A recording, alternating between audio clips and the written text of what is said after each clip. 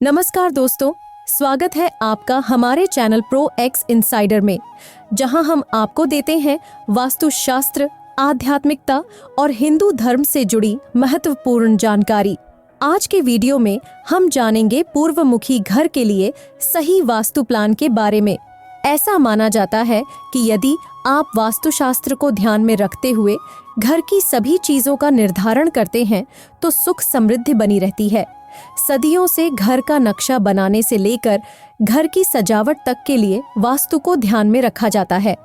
वास्तुशास्त्र में पृथ्वी पर मौजूद 5 तत्वों का विशेष महत्व बताया गया है।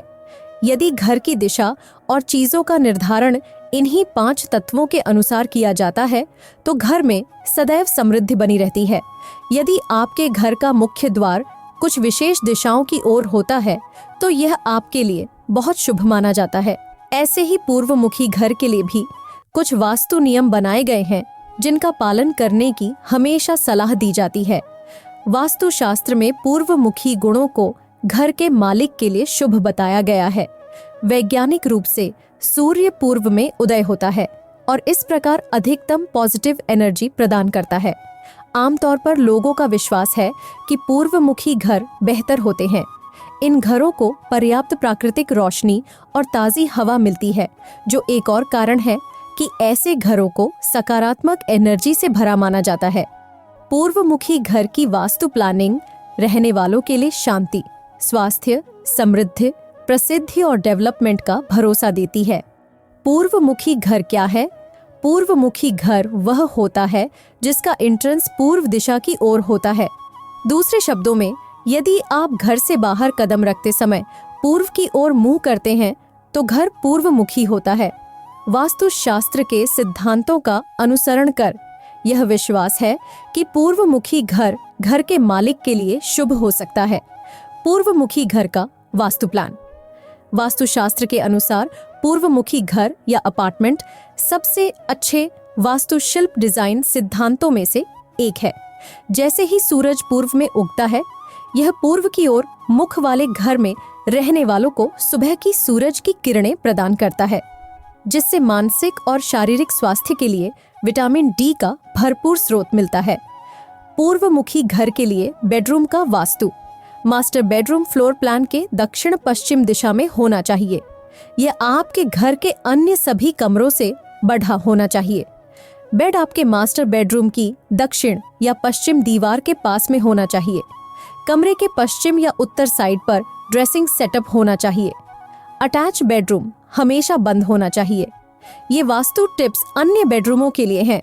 फ्लोर प्लान के उत्तर पूर्व में बेडरूम को न बनाएं।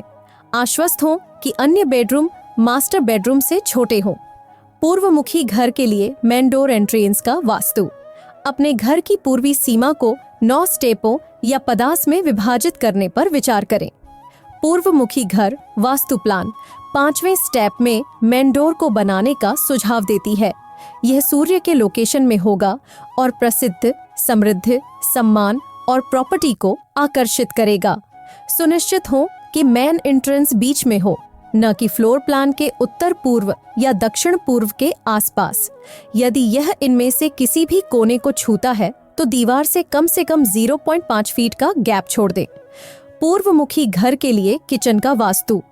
पूर्वमुखी घर के लिए रसोई घर फ्लोर प्लान के दक्षिण पूर्व दिशा में स्थित होना चाहिए।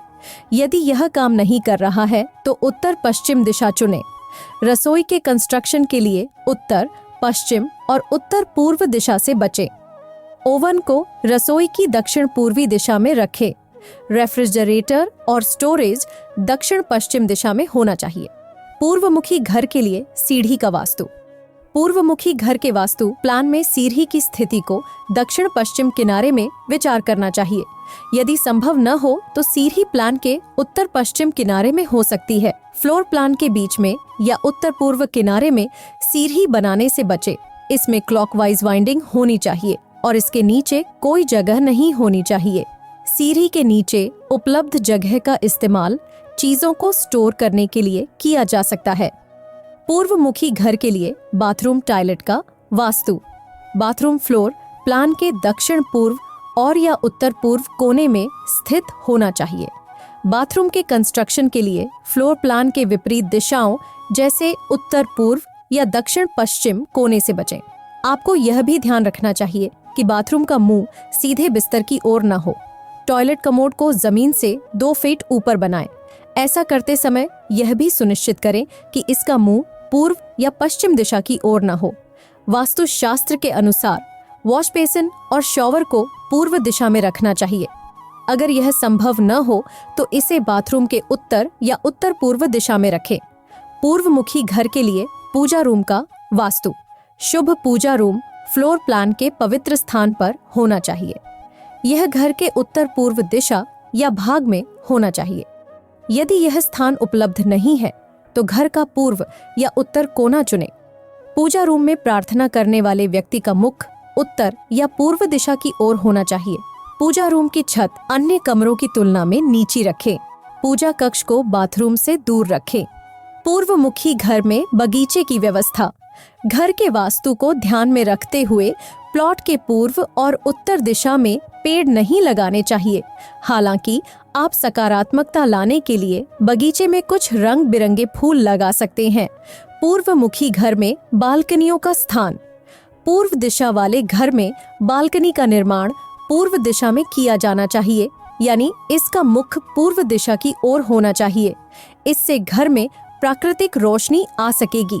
घर में पर्याप्त प्राकृतिक रोशनी होने से घर में सकारात्मक ऊर्जा आकर्षित होती है। साथ ही वास्तु के अनुसार पूर्व दिशा में घर होना भाग्यशाली माना जाता है।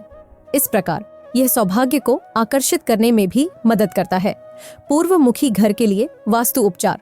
घर के उत्तर पूर्व किनारे में किचन रसोई को रखने से बचें। घर के उत्तर पूर्व या उत्तर की ओर डस्टबिन, अव्यवस्था या गंदगी को न रखें। फ्लोर प्लान के उत्तर पूर्व दिशा में सीढ़ी नहीं होनी चाहिए। घर के प्लान में उत्तर पूर्व की ओर मुख करके गैरेज बनाने से बचें। उत्तर पूर्व की ओर की दीवारों को थोड़ा पतला रखें। उत्तर पश्चिम दिशा में गेस्ट रूम को प्लान करें। उत्तर पूर्व किनारे में टॉयलेट, बाथरूम और सेप्टिक टैंक को बनाने से बचें। क्या पूर्वमुखी घर अच्छा होता है? ऐसा कहा जाता है कि पूर्वमुखी घर में रहने वालों को धन और समृद्धि प्राप्त होती है।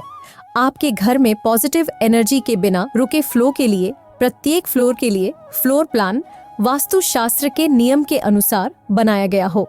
तो दोस्तों, यह था पूर्वमुखी घर के लिए सही वास्तु प्लान। आशा है कि आपको यह जानकारी उपयोगी लगी होगी। अगर आपके पास कोई सवाल या सुझाव हो तो हमें कमेंट में जरूर बताएं। और हाँ, अगर आपको हमारा वीडियो पसंद आया हो तो लाइक और शेयर करना न भूलें और हमारे चैनल को सब्सक्राइब जरूर करें। धन्यवाद। फिर मिलेंगे एक नए वीडियो के साथ। तब तक के लिए नमस्कार।